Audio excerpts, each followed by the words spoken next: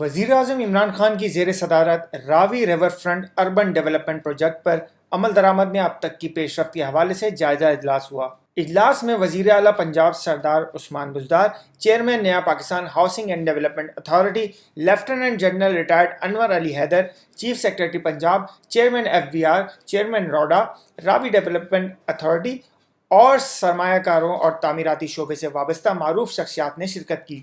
اجلاس میں Ravi river front urban development project پر اب تک ہونے والی پیش رفت اور منصوبے پر عمل درآمد کے حوالے سے مختلف مراحل اور ان کی مقرر کردہ ٹائم لائنز کے حوالے سے تفصیلی گفتگو ہوئی۔ سرمایہ کاروں اور تعمیراتی شعبے سے وابستہ معروف شخصیات کی جانب سے منصوبے میں بھرپور دلچسپی کا اظہار کیا گیا۔ وزیر اعظم عمران خان نے اجلاس سے خطاب کرتے ہوئے کہا کہ راوی ریور فرنٹ اربن ڈیولپمنٹ منصوبہ لاہور شہر کی بحالی، بڑھتی ہوئی آبادی کی ضروریات کو پورا کرنے، پانی کی قلت کو دور کرنے اور لاہور سمیت صوبے بھر میں معاشی عمل کو تیز کرنے کے حوالے سے کلیدی منصوبہ ہے۔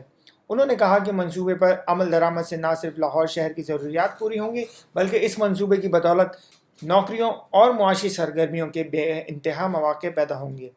وزیر اعظم نے کہا کہ منصوبے پر مقررہ ٹائم لائنز میں عمل درآمد حکومت کی تجزیہ ہے۔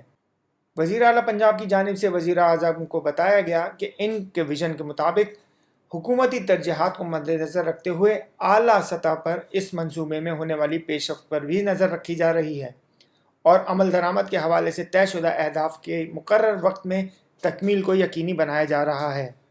آن لائن ڈیجیٹل TV، اسلام آباد۔